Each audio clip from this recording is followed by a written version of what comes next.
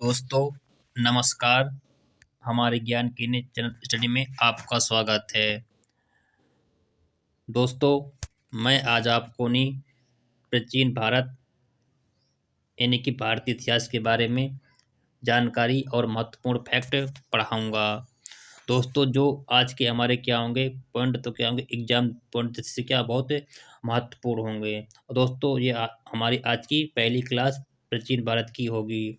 दोस्तों जिन्होंने अभी तक हमारा चैनल सब्सक्राइब नहीं किया है कि सब्सक्राइब कर लें और लाइक एंड शेयर भी कर दें। दोस्तों हम अपनी आज की क्लास अपने मोटिवेशनल कोट के साथ शुरू करेंगे और हमारा वीडियो लास्ट तक अवश्य देखें, जिससे आपको पूरा समझ में आएगा। दोस्तों आज का हमारा मोटिवेशन कोड है, जब आंखों में अरमान लिया है, मंजिल को अपना मान लिया है, मुश्किल क्या आसान क्या, जब ठान लिया है तो ठान लिया है। जब आंखों में अरमान लिया, मंजिल को अपना मान लिया, मुश्किल क्या आसान क्या, जब ठान लिया तो ठान लिया। अर्थात दोस्तों जब हम किसी कार्य को करने के लिए ठान लेना, तो उसको जब तक करें जब तक कि उसका उस क्षेत्र में का हम लोग सफलता ना प्राप्त कर लें। इसलिए दोस्तों हमको अपने लक्ष्य तक पहुंचने के लिए निरंतर प्रयास करते रहना चाहिए। दोस्तों इसी मोटिवेशन कोट के साथ हम अपनी आज की क्लास शुरू करेंगे। दोस्तों हमारा आज का पहला टॉपिक है भारत का इतिहास। दोस्तों हम जानेंगे कि भारत का इतिहास के बारे में महत्वपूर्ण पॉइंट और इसके क्या तथ्य हैं। दोस्तों जो मतलब कि उत्तर में हिमालय से लेकर दक्षिण में समुद्र तक जो आपका जो पहला भाग होता है, उसे हम लोग भारतवर्ष के नाम से जानते हैं। यानी कि आपसे पूछे कि भारतवर्ष का विस्तार कहाँ से कहाँ तक है, तो उत्तर में हिमालय से लेकर और दक्षिण में कहाँ तक, समुद्र में जो आपका पहला भाग होता है उसे हम लोग भारतवर्ष के नाम से जानते हैं। दोस्तों भारतवर्ष के इतिहास का अध्ययन करने के लिए हम लोग इसे 3 भागों में मतलब कि अध्ययन करते हैं। किसको नहीं, भारतीय इतिहास को ठीक है अध्ययन करने के लिए। दोस्तों जो आपके 3 भाग कौन कौन से आपके हैं, प्राचीन भारत, मध्यकालीन भारत और आधुनिक भारत। यानी आपसे कोई पूछे कि भारत को मतलब कि भारतीय इतिहास को अध्ययन के लिए कितने भागों में हम लोग बांटा है, तो कितने भाग बांटा है हमने, 3 भागों में बांटा है। कौन कौन से, प्राचीन भारत, मध्यकालीन भारत और आधुनिक भारत है। दोस्तों हम लोग नेक्स्ट चलेंगे। नेक्स्ट हमारा कौन सा पहला आपका नहीं, प्राचीन भारत। हम जानेंगे प्राचीन भारत के बारे में। दोस्तों जो आपका प्राचीन भारत दिया गया है, तो दोस्तों इसको नहीं कितने 4 स्रोतों के आधार पर क्या करते हैं, इसको नहीं हम लोग अध्ययन करेंगे। यानी कि हमको प्राचीन भारत जानने के लिए 4 स्रोतों से क्या जानकारी प्राप्त होती है। वो आपके 4 स्रोत कौन कौन से उनको हम देख लेंगे। धर्म ग्रंथ, ऐतिहासिक ग्रंथ, विदेशी विवरण और पुरातात्विक संबंधित साक्ष्य। यानी कि जो आपके 4 स्रोत है ना, यहाँ से काम आपको नहीं जानकारी प्राप्त होती है। तो सबसे पहले हमारा कौन सा आपका नहीं, सबसे पहले हमारा कौन सा है, धर्म ग्रंथ। हम जानेंगे धर्म ग्रंथ से यानी कि हमको किस किस प्रकार की इतिहास की जानकारी भारतीय इतिहास की प्राप्त होती है। दोस्तों इसमें पहले आपके क्या है, वेद है। दोस्तों क्या आपका नहीं, वेद। दोस्तों अगर आपसे पूछे कि सबसे प्राचीन धर्म ग्रंथ कौन सा आता है, हम लोग क्या बताएंगे, वेद। यानी कि सबसे प्राचीन धर्म ग्रंथ वेद को माना गया है। और दोस्तों वेद के मतलब संकलनकर्ता कौन है, अर्थात इसके लेखक कौन है, इनके संकलनकर्ता है आपके महर्षि कृष्णद्वैपायन। यानी कि महर्षि कृष्णद्वैपायन व्यास जी को नहीं ऋग्वेद के संकलनकर्ता माना गया है। दोस्तों हम लोग नेक्स्ट चलेंगे। नेक्स्ट हमारा है कि जो आपके नहीं वेद कितने होते हैं। यानी कि आपसे पूछे कि वेद कितने होते हैं, तो दोस्तों आपके वेद कितने होते हैं, 4। यानी कि वेद संख्या 4 होती है। कौन कौन से होते हैं आपके, ऋग्वेद, यजुर्वेद, सामवेद, अथर्ववेद। कौन कौन से आपके होते हैं, ऋग्वेद, यजुर्वेद, सामवेद और अथर्ववेद। आपके ये क्या होते हैं, 4 वेद होते हैं। और हम जानेंगे कि क्या इन 4 वेदों से हमको कौन कौन सी जानकारी प्राप्त होती है। दोस्तों हमारा क्या नेक्स्ट आपका ने पहला ऋग्वेद। कौन सा आपका, ऋग्वेद। हम जानेंगे कि ऋग्वेद से हमको किस किस प्रकार की जानकारी भारतीय इतिहास की प्राप्त होती है। दोस्तों जो आपका ऋग्वेद होता है ना, तो सबसे प्राचीन वेद यानी कि ऋग्वेद को सबसे प्राचीन वेद की संज्ञा दी गई, इसको माना गया है। दोस्तों ऋग्वेद में कितने मंडल हैं, तो बताएंगे हम लोग ऋग्वेद में कितने 10 मंडल हैं। और दोस्तों 10 सौ कितने 28 इसमें क्या सुक्ति हैं, जिसमें बेटा क्या आपके नहीं 11 बाल खिल सुक्तियाँ हैं। किसमें, 1028 के अंतर्गत कितनी 11 बाल खिल सुक्तियाँ हैं। और यदि अगर आपसे पूछे कि ऋग्वेद में कितनी ऋचाएँ हैं, तो 10,462 यानी कि 10,462 क्या ऋग्वेद में क्या ऋचाएँ हैं। दोस्तों इनको हम एक बार दोबारा रिकॉल कर लेंगे कि ऋग्वेद यानी कि जो आपका ऋग्वेद है ना, तो उसमें कितनी सबसे प्राचीन क्या है आपका ये वेद है नहीं। और इसमें कितने 10 मंडल हैं और आपके 1028 क्या इसमें सुक्तियां हैं, जिनमें अब क्या बता आपके नहीं 12 यानी 11 बालखिल सुक्ति इसमें क्या पा जाती हैं। और दोस्तों इसकी ऋचाएँ किसमें है 10,462 की आपकी नहीं ऋचाएँ किसमें है आपकी नहीं ऋचाएँ पाई जाती हैं किसमें ऋग्वेद में। और दोस्तों ऋग्वेद को पढ़ने वालों को क्या कहते हैं होत्र, यानी कि जो ऋग्वेद मतलब कि पढ़ने वाले व्यक्ति को होत्री कहा जाता है। दोस्तों हम लोग नेक्स्ट चलेंगे। नेक्स्ट आपके ये 4 वेद हैं और दोस्तों इसके बाद जानेंगे कि मतलब कि इसके अंदर ऋग्वेद में और क्या महत्वपूर्ण पॉइंट हैं। तो दोस्तों आपका नहीं जो ऋग्वेद का नवा मंडल है, कौन सा नवा मंडल है जो क्या सोम देवता को का समर्पित है, यानी पूछे आपका नहीं ऋग्वेद का नवा मंडल किसको समर्पित है तो सोम देवता को समर्पित है। और दोस्तों जो ऋग्वेद का 10वां मंडल है ना किसको, इसमें पुरुष सूक्ति का वर्णन, यानी कि अगर आपसे पूछे कि पुरुष सूक्ति ऋग्वेद के कौन से मंडल में कौन से मंडल आपके 10वें मंडल में क्या आपकी पुरुष सूक्ति है, और जो नवा मंडल किसको मतलब कि सोम देवता को समर्पित है।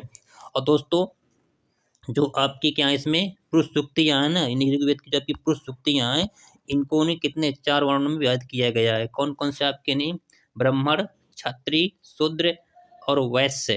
बेटा कितने आपके हैं ब्राह्मण हो गया, क्षत्रिय हो गया, वैश्य हो गया और क्या क्षुद्र हो गया। और दोस्तों इसमें क्या क्या है कि आपका नहीं जो ब्राह्मण है ना किसके ब्रह्मा जी के मुख से इनका मतलब इनका जन्म हुआ है।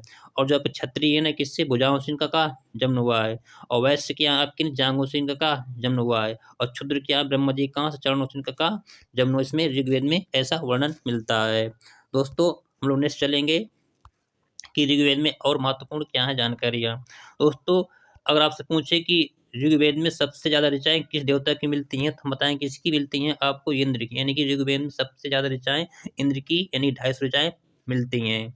और दोस्तों ऋग्वेद में ही अग्नि कितनी मतलब कि 200 ऋचाएँ अग्नि की मिलती हैं। दोस्तों बेटा क्या आपके यहाँ से क्या ये इंपॉर्टेंट को याद रखना है। दोस्तों हम नेक्स्ट चलेंगे हमारा नेक्स्ट जो वेद मतलब कि वेद कौन सा है तो आपका कौन सा यजुर्वेद, कौन सा आपका नहीं यानी कि सेकेंड वेद आपका कौन सा आपका यजुर्वेद है। दोस्तों इसमें क्या होता है आपका नहीं कि मंत्रों कर्मकांड की प्रधानता, यानी कि जिस वेद में आपको नहीं मंत्रों और कर्मकांड की प्रधानता पाई जाती है वेद आपका कौन सा होता है यजुर्वेद होता है। यानी आपसे पूछे कि मतलब कि मंत्रों कर्मकांड की प्रधानता किस वेद में पाई जाती है तो बताएंगे हम लोग यजुर्वेद में पाई जाती है। दोस्तों मतलब कि यजुर्वेद को जो पाठ करता हो तो उसे हम लोग क्या आधार्यु कहते हैं, यानी यजुर्वेद के पाठकर्ता को आधार्यु कहा जाता है। दोस्तों ऋग्वेद में गद्य और पद्य दोनों का होता वर्णन मिलता है, यानी आपसे पूछे कि ऐसा कौन सा वेद जिसमें गद्य और पद्य दोनों का वर्णन मिलता है तो बताएंगे हम लोग कितना बताएंगे आपको ऋग्वेद, यानी यजुर्वेद क्या आपका नहीं जिसमें क्या होता है आपका गद्य और पद्य दोनों का क्या होता वर्णन प्राप्त होता है किसमें यजुर्वेद में। तो हम लोग नेक्स्ट चलेंगे। नेक्स्ट आप बेटा कौन सा आपका नहीं तीसरा वेद कौन सा आपका नहीं सामवेद, कौन सा दोस्तों आपका तीसरा वेद है सामवेद है। ठीक है दोस्तों बड़ा जो सामवेद को मतलब जो पाठ करता का हम लोग क्या कहते हैं उद्धात्री, यानी कि जो यानी कि सामवेद को जो पाठ करता है उसको हम लोग उद्धात्री कहते हैं।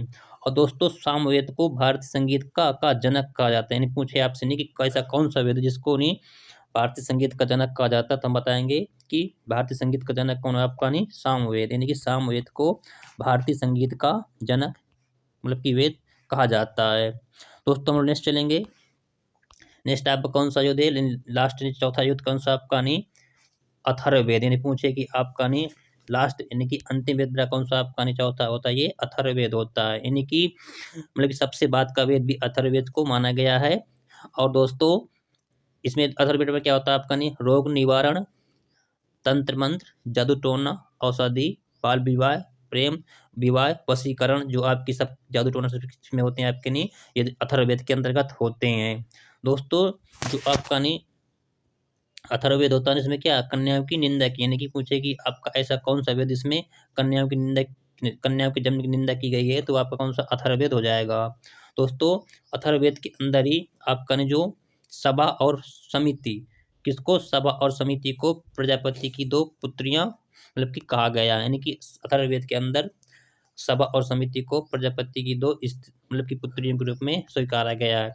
और दोस्तों कि मतलब कि अगर आपसे पूछे कि 5वां वेद किसको माना गया है कौन सा वेद 5वां वेद, यानी कि 5वां वेद किसको माना गया है तो आपका कौन सा हो जाएगा महाभारत, यानी कि महाभारत महाभारत एक बार दो दें, मतलब कि 5 वेद का बचा कौन सा आपका हो जाएगा नहीं, महा और भारत, यानी कि महाभारत को 5वां वेद की संज्ञा दी जाती है। कौन सा वेद, 5वां वेद।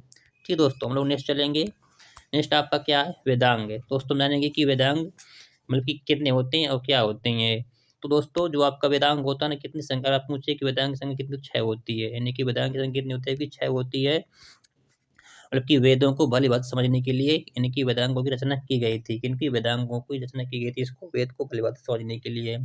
दोस्तों आपके 6 वेदांग कौन कौन से हैं, शिक्षा, ज्योतिष, कल्प, व्याकरण, निरुक्ति और छंद, यानी कि आपके ये क्या होते हैं, आपके ये 6 क्या होते हैं, वेदांग होते हैं। कौन कौन से, शिक्षा, ज्योति, कल्प, व्याकरण, निरुक्ति और छंद है।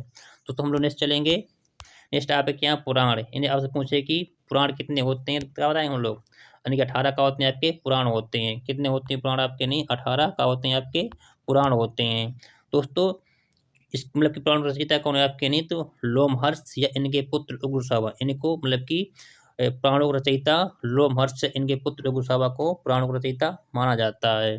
दोस्तों जो क्या होते हैं पुराण, मतलब कि 5 पुराण होते हैं ना, उनमें क्या होता है, राजाओं की वंशावली मानी जाती है। यानी कि जो 5 पुराण होते हैं कौन कौन से, मत्स्य पुराण, वायु पुराण, विष्णु पुराण, ब्रह्म पुराण और भागवत पुराण, जो आपके 5 मतलब कि पुराण होते हैं, इनमें क्या होता है, राजाओं की वंशावली पाई जाती है।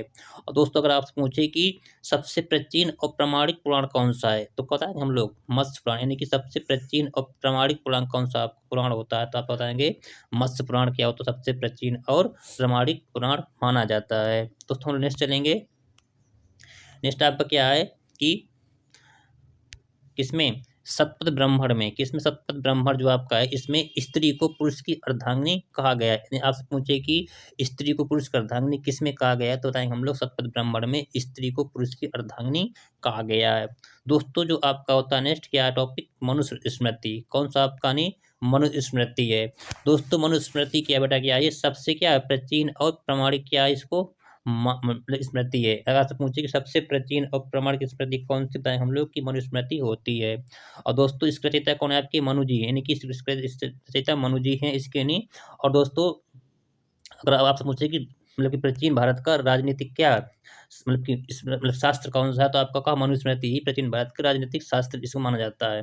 और दोस्तों इस बेटा क्या है कि शुंग काल के इतिहास, मतलब कि मनुस्मृति में शुंग काल कालीन जो इतिहास है उसके बारे में क्या होता है, वर्णन मिलता है।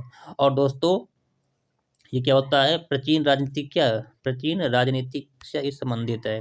और दोस्तों जो आपका है नहीं कि नेक्स्ट है नारद स्मृति। दोस्तों क्या आपका नहीं नारद स्मृति है। तो दोस्तों इसमें क्या है, गुप्त वंश के क्या बारे में जानकारी प्राप्त होती है। आपसे पूछते कि गुप्त वंश के बारे में किस स्मृति से जानकारी प्राप्त होती है, हम लोग किसमें, नारद स्मृति से क्या जानकारी आपको प्राप्त होती है। दोस्तों हम लोग नेक्स्ट चलेंगे।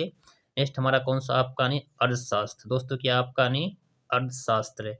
दोस्तों हम जानेंगे अर्थशास्त्र के बारे में कि दोस्तों जो आपका अर्थशास्त्र होता है इसके लेखक कौन है आपके, चाणक्य, कौटिल्य या विष्णुगुप्त, या मतलब कि इसके क्या है आपके नहीं मतलब कि चाणक्य के मतलब अन्य नाम में कौटिल्य और विष्णुगुप्त क्या है सबके अर्थशास्त्र के लेखक हैं। ठीक है, लेखक है दोस्तों। दोस्तों जो आपका अर्थशास्त्र है ना, इसको कितने 15 अधिकरणों और 180 क्या प्रकरणों में विभाजित किया गया है। जो आपकी नहीं अर्थशास्त्र है उसको नहीं कितने 15 अधिकरणों और 180 प्रकरणों में विभाजित किया गया। किनके द्वारा, आपके नहीं चाणक्य जी के द्वारा, ये चाणक्य जी हैं ठीक है, इनके द्वारा विभाजित किया गया है। और दोस्तों अर्थशास्त्र में मौर्यकालीन इतिहास के बारे में क्या होती है, जानकारी प्राप्त होती है, किसमें, अर्थशास्त्र में। दोस्तों हम लोग नेक्स्ट चलेंगे। नेक्स्ट हमारा क्या आपका नहीं कौन सा आपका नहीं राजतरंगिणी, क्या आपकी राजतरंगी।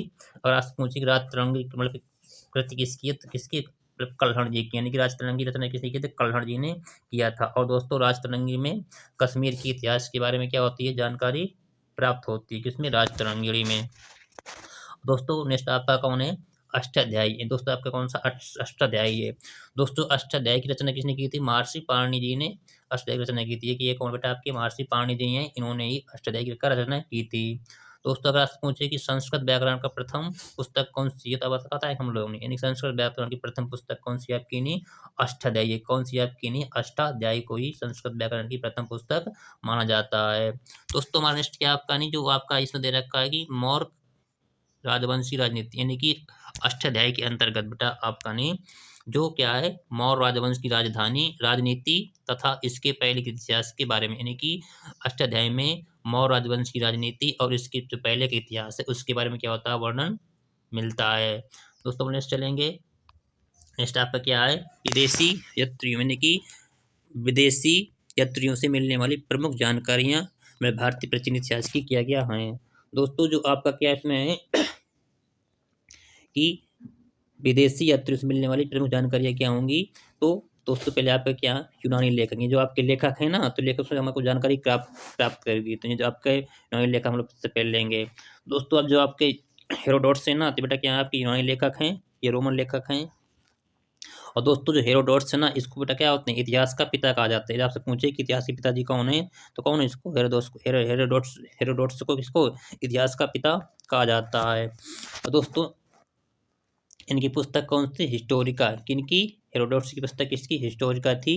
और इन्होंने मतलब कि 5वीं शताब्दी ईसा पूर्व क्या होते भारत फारस का वर्णन की इसमें हेरोडोट्स ने अपनी पुस्तक हिस्टोरिका में 5वीं शताब्दी ईसा पूर्व भारत फारस का वर्णन किया था किसमें हिस्टोरिका में। दोस्तों हम नेक्स्ट चलेंगे। नेक्स्ट आप पे कौन है मेगा स्थनीज कौन है आपके नहीं मेगा स्थनीज जी हैं।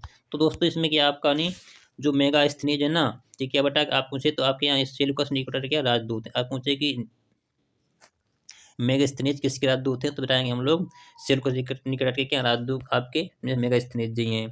और दोस्तों इनकी क्या पुस्तक कौन सी आपकी इंडिका किसकी है पुस्तक किसकी है इंडिका किसकी पुस्तक है आपकी मतलब किस मेगा स्थनीज जी की है। और दोस्तों इसमें क्या आपका नहीं पुस्तक इंडिका में मौर्यकालीन समाज व संस्कृति के बारे में क्या होता है वर्णन प्राप्त होता है किसमें पुस्तक इंडिका में। और दोस्तों जो आपका मेगास्थनीज है ना ये कौन मतलब कि चंद्रगुप्त मौर्य के दरबार में भारत आया था कौन मेगास्थनीज। अगर आपसे पूछे कि मेगास्थनीज किसके शासन मतलब किसके शासनकाल में भारत आया था तो बताएं हम लोग कौन सा चंद्रगुप्त मौर्य के शासनकाल में क्या होता है मेगास्थनीज भारत आया था। दोस्तों इसकी पुस्तक कौन सी इंडिका है। और बेटा क्या इसमें मौर्यकालीन इतिहास के बारे में जानकारी प्राप्त होती है। और दोस्तों ये क्या आपके नहीं सिल्क का राजदूत हैं। और दोस्तों जो आपकी इनकी पुस्तक क्या ये इंडिका है इसमें क्या भारतीय समाज को 7 मतलब भागों में का किया विभाजित किया इन्होंने कितना 7 भागों में का इसको यहाँ की मतलब कि भारतीय समाज के बारे में इनको मतलब वर्णन किया है। दोस्तों हम लोग नेक्स्ट चलेंगे। नेक्स्ट हमारा कौन सा आपका है डाइमेकस कौन है आपके नहीं डाइमेकस नहीं। दोस्तों आप डाइमेकस है ना ये क्या सीरिया नरेश अंतियोकस का राजदूत अगर पूछे आपका नहीं कि डाइमेकस किसके राजदूत थे तो बताएंगे हम लोग जो आपके सीरिया के नरेश क्या है अंतियोकस के क्या राजदूत थे जो कहाँ बिंदुसार के राज दरबार में भारत आए थे। यानी पूछे आपके जो डाइमेकस हैं बिंदुसार के राज दरबार में भारत आया था जो सीरिया नरेश अंतियोकस का राजदूत था। दोस्तों आपके नेक्स्ट काम क्या होना लेखक आपके हैं यूनानी लेखक टालमी है। दोस्तों बेटा टालमी की पुस्तक कौन सी आपकी भारत का भूगोल नामक पुस्तक इन्होंने लिखी है। और दोस्तों ये क्या आपके द्वितीय मतलब शताब्दी यानी कि द्वितीय शताब्दी में टालमी ने भारत भूगोल नामक पुस्तक की रचना की है जिससे क्या भारतीय इतिहास के बारे में जानकारी प्राप्त होती है। दोस्तों अपने नेक्स्ट यूनानी लेखक कौन है आपके नहीं प्लिनी कौन है प्लिनी है। दोस्तों जिनकी मतलब पुस्तक कौन सी आपकी नेचुरल हिस्ट्री किस क्या पुस्तक आपकी नेचुरल हिस्ट्री है जो बेटा क्या आपके प्रथम शताब्दी में क्या की इन्होंने रचना की थी किसकी प्लिनी की थी। दोस्तों प्लिनी ने किस नेचुरल हिस्ट्री मतलब रचना प्रथम शताब्दी में की थी। और दोस्तों अगर आपसे पूछे कि ऐसी कौन सी रचना है जिसमें क्या भारतीय पशुओं पेड़ पौधों खनिज पदार्थों का वर्णन मिलता है दोस्तों कौन सी आपकी पुस्तक है नेचुरल ऑफ हिस्ट्री यानी कि प्लिनी द्वारा रचित नेचुरल ऑफ हिस्ट्री में भारतीय पशुओं और पेड़ पौधों के बारे में क्या होता है वर्णन प्राप्त होता है। दोस्तों हम लोग नेक्स्ट चलेंगे। नेक्स्ट आप कौन सा आपके नहीं चीनी लेखक कौन से आपके हैं चीनी लेखक है कौन से आपके हैं चीनी लेखक ने। तो दोस्तों इसमें क्या चीनी लेखक में आपके यहाँ हैं मतलब कि आपसे पूछे कि प्रथम चीनी लेखक भारत कौन आया था कौन आया था अपने फैयान यानी कि मतलब कि आपके यानी फर्स्ट है बेटा क्या फर्स्ट है क्या चीनी लेखक हैं जो क्या भारत में क्या आए थे नहीं। दोस्तों इसमें जो आपको बताया कि जो फैयान थे ये चंद्रगुप्त द्वितीय के शासनकाल में भारत आया था कौन फैयान। और दोस्तों उस समय क्या 5वीं शताब्दी में चंद्रगुप्त द्वितीय के शासनकाल में भारत कौन आया था? फायान आया था। ये क्या चीनी लेखक है दोस्तों। इनकी पुस्तक कौन सी आपकी नहीं? तो इनकी पुस्तक कौन सी आपकी नहीं? फाओकुओ थी। यानी कि जो इनकी फायान की पुस्तक कौन थी? फाओकुओ थी इनकी पुस्तक। और दोस्तों अर्थात बौद्धों का वृत्तांत, यानी इसको बौद्धों का वृत्तांत भी कहा जाता है। किसको नहीं? जो आपकी फायान की पुस्तक फाओकुओ थी। और दोस्तों इस पुस्तक में मध्य प्रदेश के समाज एवं संस्कृति के बारे में क्या होता है? वर्णन प्राप्त होता है। किसमें? पुस्तक फाओकुओ थी में। ठीक दोस्तों, हम लोग नेक्स्ट चलेंगे। नेक्स्ट हमारे क्या आपका टॉपिक? ह्वेनसांग। दोस्तों क्या आपका नहीं? ह्वेनसांग ये भी आपके क्या चीनी लेखक हैं। कौन आपके? ह्वेनसांग क्या आपके नहीं? चीनी क्या है? ये भी लेखक हैं। दोस्तों जानेंगे हम लोग कि जो आपके ह्वेनसांग है ना, किसके हर्षवर्धन के शासनकाल में भारत आया था। अगर आप पूछे कि ह्वेनसांग जो है चीनी लेखक है, किसके शासनकाल में भारत आया था, तो किसके भारत आए थे? हर्षवर्धन के शासनकाल में भारत आए थे। दोस्तों जो आपके ह्वेनसांग है, इनका भारत आने का उद्देश्य क्या था मेन? तो बेटा ये नालंदा विश्वविद्यालय जो आप बिहार पड़ता है में अध्ययन करने तथा भारत से बौद्ध ग्रंथों को एकत्र करके ले जाना। यानी कि इनका मेन उद्देश्य क्या था कि भारत में जो बिहार में स्थित नालंदा विश्वविद्यालय है वहाँ पर क्या अध्ययन करने तथा भारत में बौद्ध ग्रंथों का एकत्र करके ले जाने का इनका मेन उद्देश्य था। और दोस्तों अगर आपसे पूछे कि इनकी पुस्तक कौन सी है, तो कौन सी पुस्तक आपकी है? सीयू की। किसकी? ह्वेनसांग की पुस्तक कौन सी आपकी? सीयू की पुस्तक है। और दोस्तों इनकी पुस्तक सीयू की है ना, इसमें बेटा क्या 138 देशों का विवरण प्राप्त होता है। आपसे पूछे कि सीयू की पुस्तक जो आपकी ह्वेनसांग की है, इसमें कितने देशों का वर्णन मिलता है? तो आप बताएंगे 138 देशों का विवरण प्राप्त होता है। और साथ ही दोस्तों हर्षवर्धन समाज एवं संस्कृति, यानी कि इसी पुस्तक में हर्षवर्धन कालीन जो समाज और संस्कृति उसका भी क्या होता है? उसमें वर्णन प्राप्त होता है। दोस्तों हम नेक्स्ट चलेंगे। नेक्स्ट हमारा कौन सा है? मैंने क्या है कि ह्वेनसांग जब नालंदा विश्वविद्यालय में ह्वेनसांग अध्ययन कर रहे थे, तो उस समय वहाँ के क्या कुलपति कौन थे? दोस्तों क्या थे? आचार्यशील भद्र थे। कौन थे? आचार्यशील भद्र वहाँ के क्या थे उस समय? क्या थे? कुलपति थे। कब? जब ह्वेनसांग नालंदा विश्वविद्यालय में क्या अध्ययन कर रहे थे। दोस्तों हम चलेंगे। नेक्स्ट आपका कौन से? अरबी लेखक। दोस्तों कौन से हैं? अरबी लेखक। अर्थात चीनी लेखक मतलब समाप्त हुए। आप आगे अरबी लेखक कैसे क्या भारतीय इतिहास की क्या जानकारी आपको प्राप्त होगी। दोस्तों आपका नहीं अरबी लेखक में पहले आपके यहाँ अलबरूनी। कौन है आपके? अलबरूनी है। दोस्तों जो आपके क्या अलबरूनी है ना, इनके बारे में बताते हैं हम लोग कि जो आप अलबरूनी क्या महमूद गजनवी के साथ क्या भारत आए थे। यानी कि अब पूछे कि अलबरूनी किसके साथ भारत आया था, तो महमूद गजनवी के साथ क्या भारत आया था। और दोस्तों इनकी कृति क्या है? किताब उल हिंद या तहकीक हिंद, जिसी को हम लोग भारत की खोज भी कहते हैं। इनकी क्या है? प्रसिद्ध कृति है। किसकी? अलबरूनी की। दोस्तों जो आपकी इसकी कृति किताब उल हिंद या तहकीक हिंद है, इसमें बेटा क्या है? आपके 80 अध्यायों में क्या है? विभाजित है। कौन? इनकी मतलब पुस्तक है। और दोस्तों इसमें राजपूत कालीन समाज, धर्म, रीति रिवाज आदि का सुंदर वर्णन प्राप्त होता है। किसमें?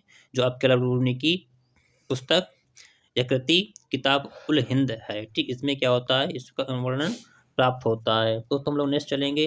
नेक्स्ट आप पे कौन से हैं? Ibn Battuta. कौन है आपके? नहीं इब्न बतूता।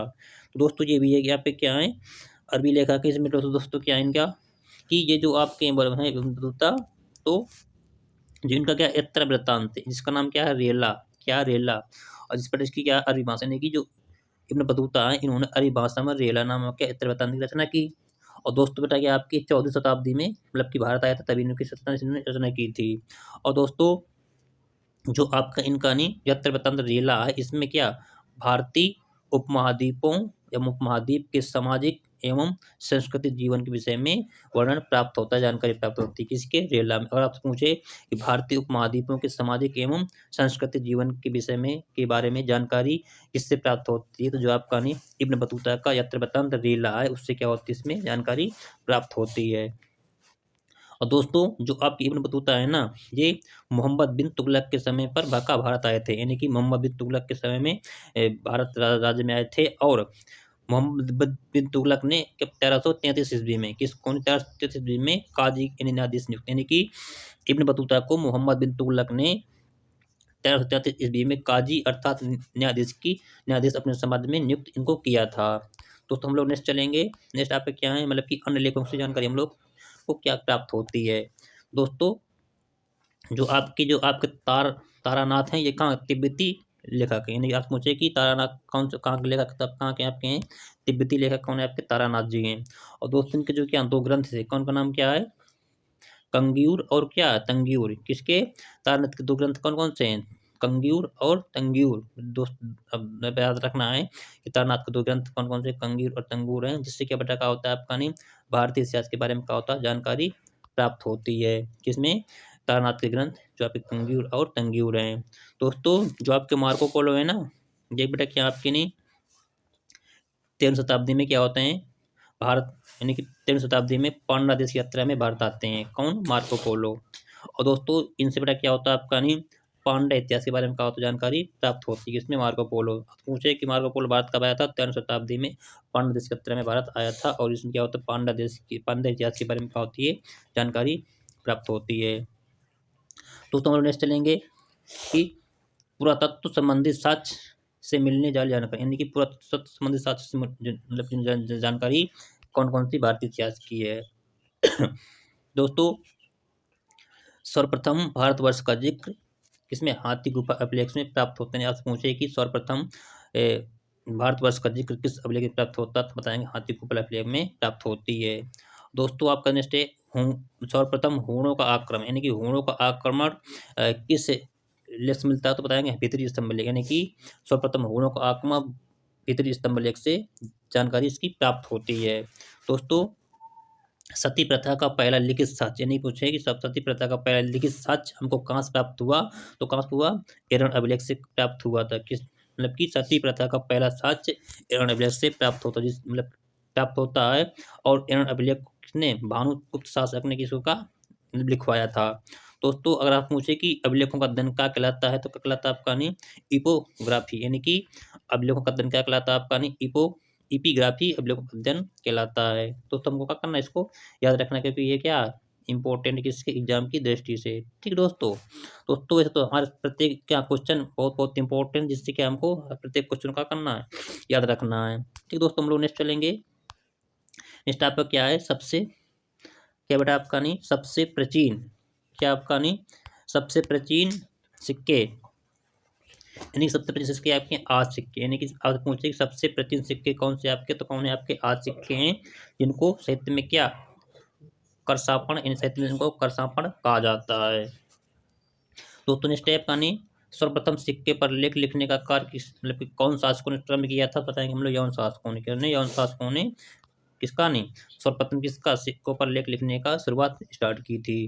दोस्तों नेक्स्ट है चंद्रगुप्त मौर्य की वीणा बजती हुई मुद्रा, यानी कि जो चंद्रगुप्त मौर्य थे ये क्या थे, मतलब कि संगीत के क्या थे, बहुत प्रेमी थे, इसलिए क्या थे वो अपने का वीणा में क्या का मतलब कि वीणा में मतलब बजाते थे, और सिक्कों पर क्या उसमें लिख मतलब उसमें संगीत दिखाया गया है कि जो चंद्रगुप्त मौर्य थे वो वीणा के प्रेमी थे, जो का सिक्कों में मतलब कि बजाते हुए दिखाया गया है, इसलिए चंद्रगुप्त मौर्य को संगीत प्रेमी कहा जाता है। तो हम लोग चलेंगे कि महत्वपूर्ण अभिलेख, यानी कि महत्वपूर्ण अभिलेख कौन कौन से और कौन कौन से शासकों के साथ क्या है इनकी संबंध है।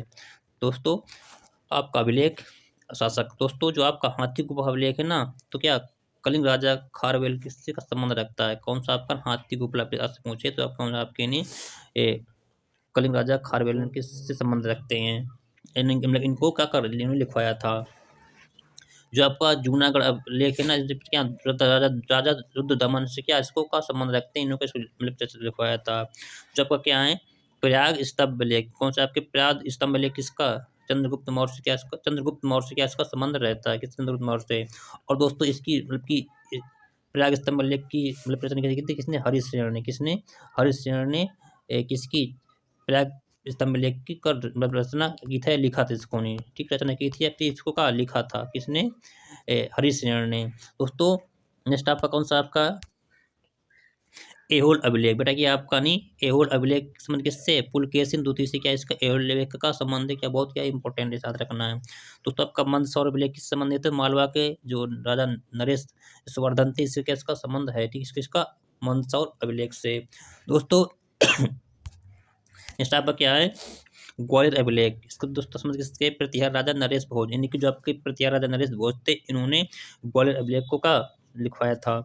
दोस्तों आपका नेक्स्ट कौन सा आपको भीतरी एवं जूनागढ़ अभिलेख, यानी कि भीतरी जोड़ना संबंध किससे, तो जो आपकी स्कंदगुप्त थे उनसे संबंध किसका आपका नहीं स्कंदगुप्त से क्या संबंध रखते हैं। दोस्तों जो आपका नेक्स्ट है देवपाड़ा अभिलेख किससे, तो बंगाल के जो शासक थे विजय सेन संबंध किसका है, देवपाड़ा समय से मिलते हैं। दोस्तों इसी के साथ हमारी आज की क्लास प्राचीन इतिहास की यहीं से समाप्त होती है। दोस्तों आप हमें बताना कमेंट में कि आज का हमारा आपको पढ़ाया कैसा लगा। दोस्तों जिन्होंने अभी तक हमारे चैनल को सब्सक्राइब नहीं किया कृपया सब्सक्राइब कर लें और लाइक शेयर भी कर दें। दोस्तों साथ में ही बेल आइकन भी दबा लें, जिससे क्या होगा हमारे वीडियो सबसे पहले आपके पास पहुँचें। दोस्तों किसी भी प्रकार की प्रतियोगी परीक्षा से तैयारी आप कर रहे हैं तो कृपया आप हमसे आकर जुड़ें। और हमारी नेक्स्ट क्लास कमिंग सून जल्दी आएगी। हमारी डेली क्लास 7 साढ़े 7 AM में आती है। दोस्तों इस साथ सभी को धन्यवाद दें।